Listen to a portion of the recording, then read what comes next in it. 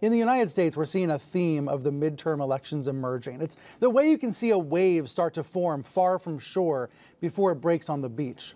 The theme, the talking point on the right, is about protecting kids from the dangers of the Walt Disney Company.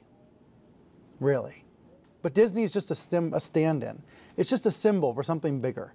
A conservative backlash to growing acceptance of gay and transgender people. A conservative fear that traditional beliefs are being trampled on. And there are entire networks that program to this fear, and many politicians that react to it. That's the story here.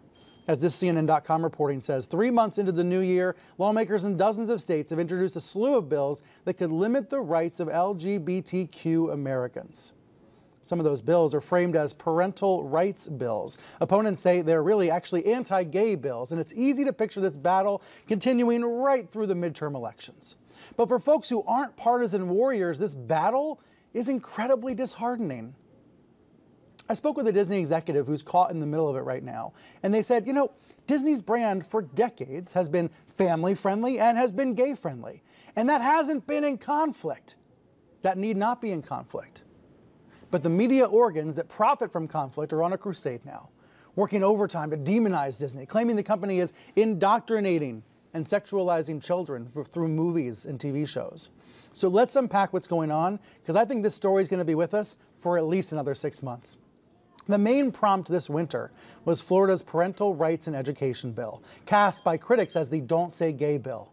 Disney CEO Bob Chapek, you see him there on screen, he tried to sidestep the politics at first by not publicly opposing the bill, although Disney was working privately with lobbyists to try to water it down. Now, Chapek's lack of a public opposition sparked an internal revolt by LGBTQ employees and allies, causing Chapek to apologize and publicly oppose the bill and put Disney's weight behind the bill. And this has snowballed from there, with Florida Governor Ron DeSantis labeling Disney as woke and the right-wing media backing him up and celebrating him. Some activists even called for boycotts of Disney, and now GOP lawmakers and media stars are threatening Disney's copyrights and special self-governing status.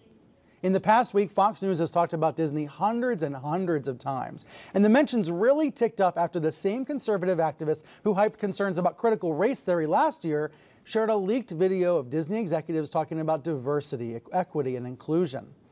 It was deemed scandalous that some producers at Disney want to include more LGBTQ characters and storylines in shows. So this is the leaked video. It became this very hot topic in right-wing media. But I want you to remember, Disney's one of the largest companies in the entire world, with nearly 200,000 employees and lots of different opinions. But suddenly, the opinions of these employees on an internal video call were treated like breaking news on Fox and other networks. The overarching narrative was all about left-wing gender ideology going too far, endangering kids. One Fox guest said Disney is, quote, at war with American families. Disney! Look at these banners. Walt Disney has been seen his dreams shattered. Disney turns its back on millions of Americans. They think it's their duty to repeal laws. They're talking about the company that Fox owner Rupert Murdoch did business with.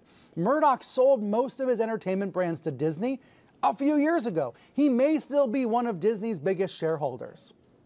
But like I said, this is bigger than Disney. This is a preview of a midterm election battle. In fact, it's already raging on the right.